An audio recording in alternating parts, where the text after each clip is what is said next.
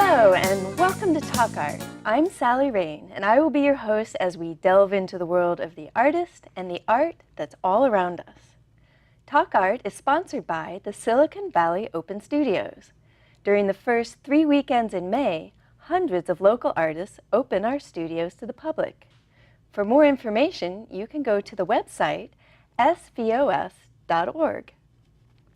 Our guest, Julia Nelson-Gall, is a mixed media artist who uses photography and found materials in non-traditional ways. She also works on very large-scale sculptures at Burning Man. She is here to show us her collage techniques. So welcome, Julia. Thank you. So tell us, how did you become involved with photography as your medium? Well, I've been involved in photography since I was a small child. I got my first camera when I was probably in first grade, back when not everyone had a camera. I had a darkroom in my house when I was in high school, and Wow. I was a photo editor of a student publication at University of Michigan, and I'm still on a documentary photo team at Burning Man. I do that as well as the builds. Wow, excellent. And at school I studied art history with a specialty in photo history. Got my master's degree in history, photo history, art history, and a museum practice degree. And Wow. then I went and worked in museums, in photography collections in Detroit, Chicago, SF MoMA, worked in nonprofits, and an auction house. So that was my first career. Working in the museums, what is that like, working with the collections? Because you use photography in very interesting ways. So how did that inspire you? What did you do? Well, I've always loved objects since I was little, and I've always had lots of collections when I was little, and they're odd collections. But working with, I think when I was at SF MoMA, we said that we had 16,000 photographs in the collection. I was sort of in charge of the collection at that time. And when I left, it was very hard to not have that collection at my tip of my fingers. Right. I was used to being able to open Cabinet C and pull out sort of our new acquisitions and enjoy them. But I, about 15 years ago, went off and decided to do my own artwork full time. And I knew I wanted to use photography. And so my practice is sort of 3 different things. One, my studio practice, which we'll talk about more today, where I use a lot of photography and found materials. And then I do these large-scale builds at Burning Man, which I really enjoy. I'm just a crew member. I work with sometimes 6 people, sometimes 100. And then my third thing is that I still photograph all the time. Well, that's fascinating practice. So let's fun. Take a look at some of your found material images that you brought. Talk about them a little bit. Okay. So Greetings from Kalamazoo is a series that I titled this Kalamazoo, Greetings from Kalamazoo, because my mother-in-law gave me these photographs, and my husband's family was from Kalamazoo, Michigan. And he was in a room one day going through boxes of old photographs, of course looking for photographs of himself and his siblings, and complaining that there were all these pictures of trees. And I heard that and went into the room and was so surprised to see that my mother-in-law had really loved photographing trees. And she had enlarged them, and they were beautiful, and she had studied them at all times of the year. Wow. And I didn't know anything about that. So I remember thinking, don't throw those out. I want those. I will make those into something. So I created several spools. I have other spools that I've made of these sort of scrolls, almost Torah-like scrolls of her imagery. So are those meant to stand as a sculpture? Well, when I first made them, I wanted them to hang on a wall. And the first time they were shown in San Francisco at San Francisco Camera Work, they hung them on the wall so you could see every slice of the photos. Then the next time they were shown, the curator there wanted them to be on a shelf and shown like this. And I've since sort of grown to liking this version where there are things hidden that you can't see, and I've always liked that. This was the same series, but I call this Larry's Life. And my uncle Larry, when he died, I got all his photographs, and so I started making similar kinds of works from his snapshots. I mean, when people saw boxes of these snapshots, they couldn't believe I could do anything with them. But I slowly cut off all the skies and created the sky scroll, and I've done Larry's 7 seas, so I have 7 little spools of oceans that Oh, nice. when he traveled the world. What a great idea. This is also from Larry's life. It's called The Fragmentary Language of Scene. It's a small book, and it's in the collection of the Alexandria Library in Alexandria, Egypt. Oh. And it's little bits of photographs of his in this accordion folded book that goes in this circular box that is covered with Braille. Wow, I like the circles in that. Yeah. Oh, and here's something new, different media. Yeah, I was, again, working on a book, and I wanted to use non-traditional materials. This was originally rolled up into a scroll that went in a container as sort of a book. I was, again, throwing out things. These were my negatives from college. We photographed a lot in college, and a lot of the pictures no longer have meaning. They were of soccer games or tennis matches that we had to cover for the university. And then I realized, these are kind of beautiful, wonderful old negatives from the 70s. And you were always taught to never, touch your negatives, keep them in the sleeve. So suddenly to weave them together and sew on them was sort of part of the fun of that piece. Yeah. After I was working with the film, when I was sewing it, it would chip off and get stuck in my camera. In my sewing machine, and I decided that I needed to find a different material, and I was at Scrap in San Francisco, a recycling place, and they had boxes of microfilm. So I started using the microfilm. This piece is called The Code of Federal Regulations, and there's something humorous to me that, I've made sort of a pretty floral, decorative piece from these very boring, staid codes of federal regulations. So this is actual microfiche with the codes on them that you made your artwork out of? Yes, exactly. Wow. And Very I've since cool. bought other microfilm on eBay from Life magazine, from the New York Times from the 70s, from National Geographic from the 70s. And the beauty of microfilm is you can see the close-up of because they're positives and not negatives, you can actually read the imagery. Oh, wow. And when you light it a certain way, you can't tell in all the images, but it creates a really nice shadow. So here you can see some of the shadows, and if you looked closely, you could read the ads that were in the New York Times. That's beautiful. I really like that. And this is called pleadings, which is another legal term. And I just enjoyed using them, again, in a pretty decorative way. They were kind of drawings, became cellular. And I like to work with all sorts of materials, and I'm inspired by the different materials that I work with. These are obviously all old books that had been thrown out. Those are their actual colors, although I usually paint the spines. And I cut in old photographs.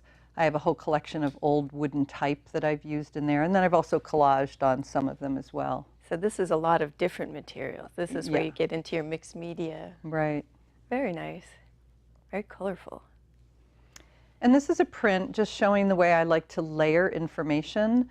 There is a background green dot pattern that is actually a design for a motherboard. And then the yellowish pattern is actually a women's dress pattern, which has all these wonderful lines and dots on it. And then there's a sort of peach color and a dark black color that are physics equations from my father, who's a physicist. And I used those, and he has lots of drawings in his equations. And so it's just layering these different aspects of my life. My husband's in computers, my father's a physicist. I started sewing when I was quite young. So each piece has a meaning. They do. They're not always real direct, but it's a lot of information from my life that I layer. And now you have a demonstration for us of your collage techniques and where you find your materials. So I've been working with Life magazines as a collage material for years. And for a long time, I would open these and do sort of a Dada collage.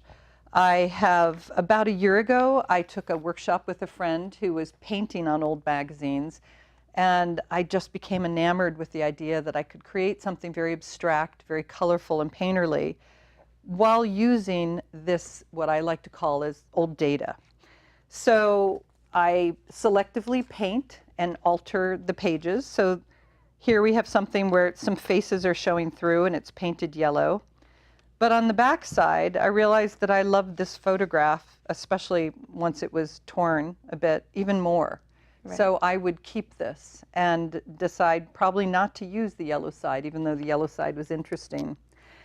And another thing that I love to do is to distress. I like them to be intentionally aged and distressed, and sometimes it happens naturally very easily, and sometimes I work on it a little bit. So I will take a piece and sand it. Sometimes, you know, the paper will wrinkle, and I will sand the wrinkles off, or I'll just sand the edges of a piece. So are these pieces of paper from the magazine? They are. So these are all pieces that I've painted, and I usually stack them in my studio by color, and I'll have pages and pages from one week. And once I do this, I then like to add a little bit of this walnut ink. You can get walnut crystals, and you can get it as a liquid as well. I usually just get the crystals and then mix it with a little water, because I don't really want the white to show. So I like that when I sand it, I can get a little bit of this walnut ink to soak in. Now where it's painted, it won't soak in. But where I've sanded it, you'll be able to see that it sepia tone. It will distress it, and Cool. I love that. So I'm constantly distressing things. So you're using old information, old data, distressing your papers.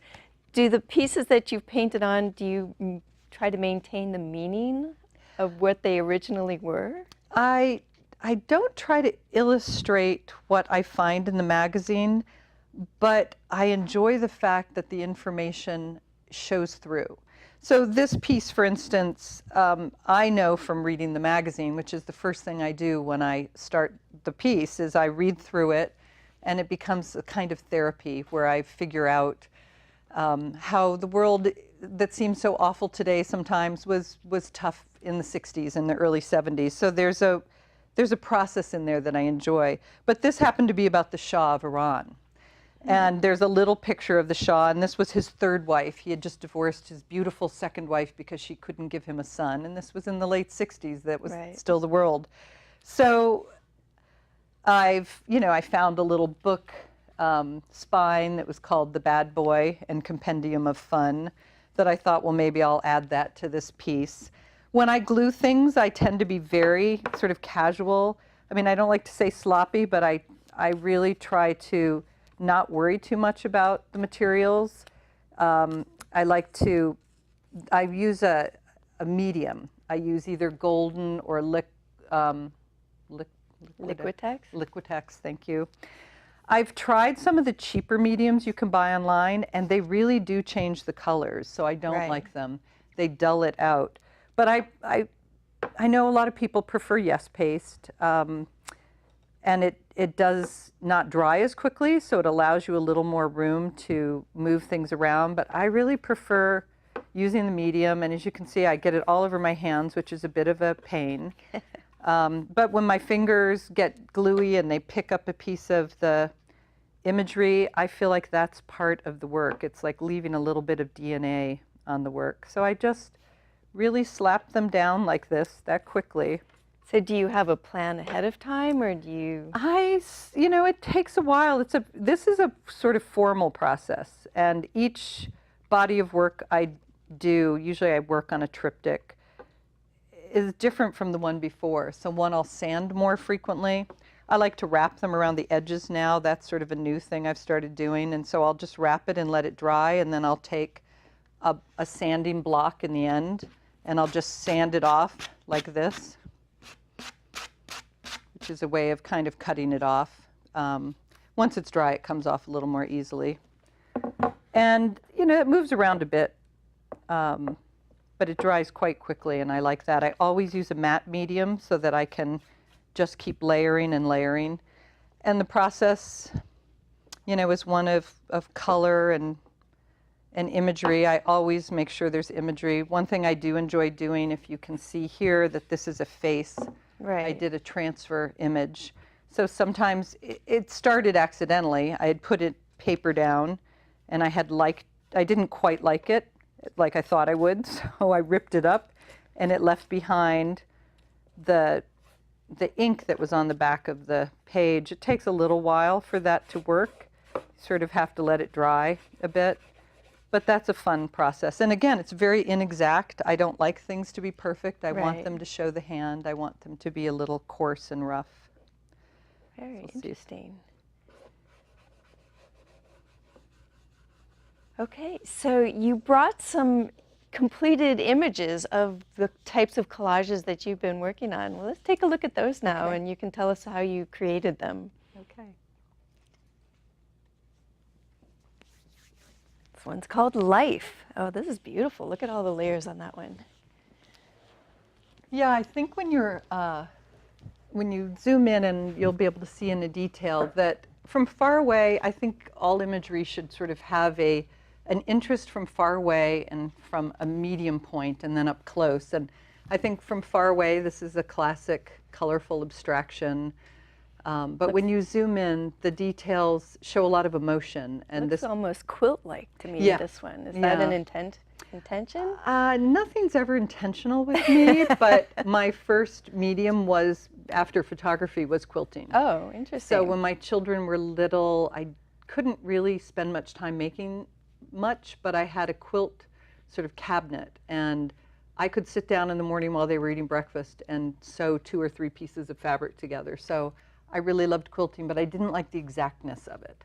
And so this is much more appealing to me. But you can see there's a hand in that detail, and there's some words that show through, and you can see how roughly painted it is and layered.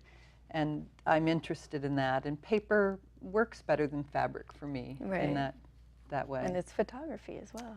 Yes, and this piece sort of illustrates my interest in the data coming from these old Life magazines, the information that while I don't illustrate the article, I often use an article from the magazine that week to remind people that this information came from somewhere. And buried in these layers, if you did an archaeological dig, you would find information about the anger that inflamed Route 40, which was an incident that happened in the 60s. So what kind of incidents, and is there a meaning that you want people to take away from this piece? I don't think it's necessary for people to know what I know about it, but it's interesting to me to have embedded that information in there and to title it with that. It was about an ambassador from Africa who went into a restaurant on Route 40 to eat, and they refused to serve him because he had black skin. And what they said later was if they had known he was African, they would have served him, which I thought was so amazing and strange. And it just, it just struck me, with things going on today, these things have been going on for a while. So for me, it was meaningful to read this and process it. But does the viewer have to know that? No, but I use the exact words from the title of the article, because if they Googled that, they would actually find the article. So you could do research on it, and there's a detail. Oh, I see the face in that now. The face and the dripping paint, and I sort of drew these lines on it of sort of Interesting mapping. color choices to show anger. Yeah, I wouldn't say I'm illustrating anger at all. I never think I'm illustrating. I'm making a piece that's of interest to me and using colors that are of interest to me at a given time.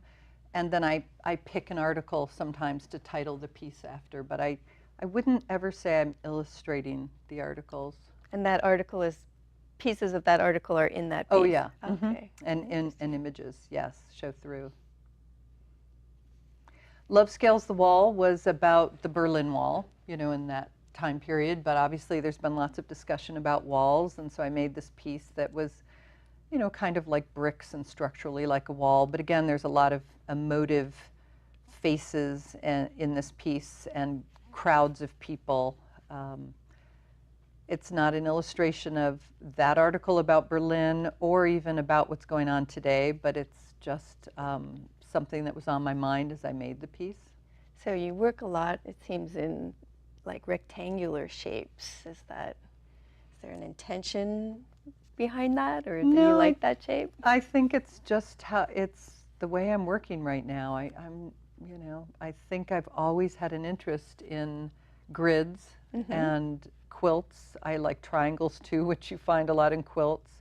I like text, but I'm not using a lot of text right now, unless it's from the magazine, shapes of numbers and things like that. But it's just sort of, maybe it's a way of trying to find structure. This work has all been made in the last year since November, and maybe it's a way of trying to find structure in a world that feels a little unstructured right now. Right.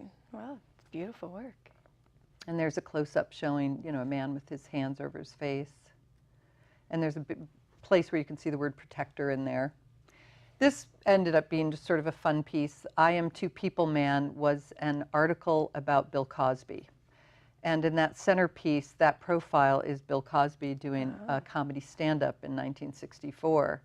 And I just thought the title of the article and what's been going on recently was sort of fascinating.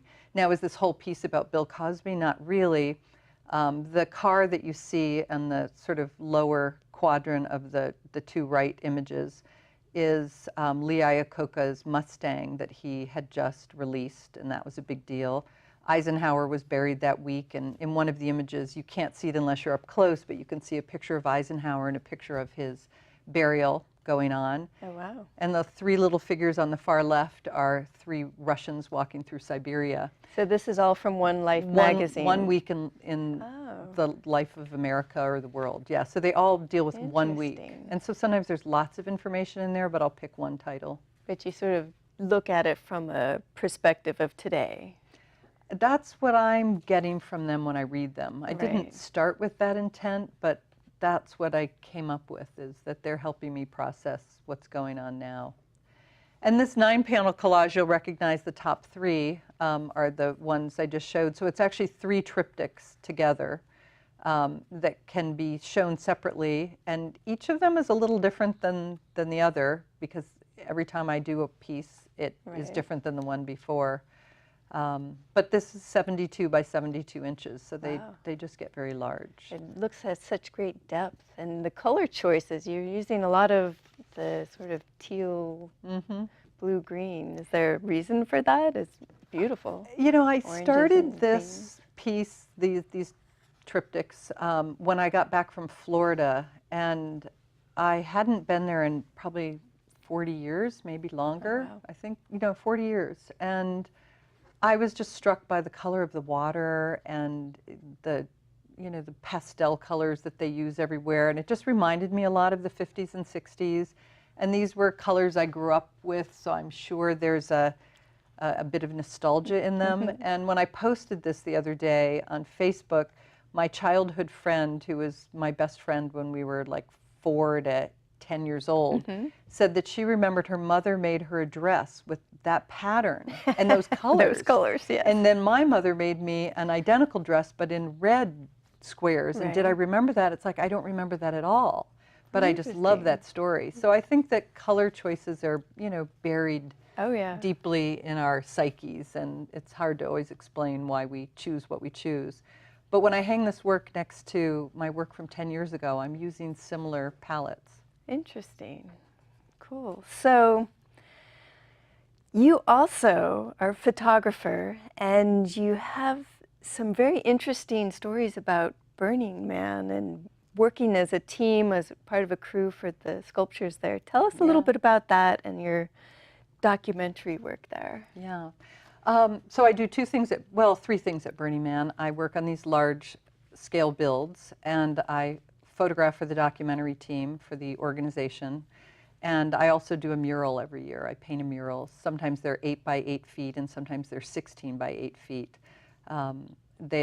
It's just, everybody's encouraged to express themselves, radical expression, radical inclusion when you go to Burning Man. And so So I participate. before we get too far into it, what is Burning Man in a nutshell, in Burning case someone Man doesn't know? is an alternative community that comes together for 1 week of the year. Of course, it takes months and months to build it, but it comes together for 1 week of the year in the desert in Nevada, 70,000 people, and you are expected to be completely self-reliant and to give to the community in a creative way. So when we work on a large-scale art project, if I work with David Best on one of his temples, it will take us 3 months in preparation before we go there to build it. And then we're usually there for a month building it. A month building Yes. it? Oh, wow. Even though the people that come to enjoy the burn come for 1 week. And then they burn it at the end. And then we burn it. And there's Wow. it's this great letting go and realizing that life is temporal and most of the things we do aren't going to last. And this art isn't going to last. And so it's a expression and a reminder that, you know, to be here now. And it's a wonderful community. I think it, you know, it has a reputation out there that just doesn't fit what it actually is. It's a pretty special place. So, and very briefly, you do documentary film? Well, Well, no, not still photography. still photography. Yeah. So I photograph the sculptures. There's kind of two times of the day that you can do that. You know, sunrise and sunset are the most beautiful. We're in a gorgeous desert surrounded by mountain ranges, and that's when you have to go out and photograph. But I love doing it. It's a great honor to be able to be on the documentary team. Everyone photographs, and professional photographers come from all over the world. Right. So we do it with intent. We make sure that we cover all the art and that everything gets recorded for BurningMan.org. So it's temporary, but the photographs live on. That's true. And there's lots of books. Well, we're going to see some images at the end of our show, but thank you very much for being on Talk Art. It's a wonderful show. Thank you.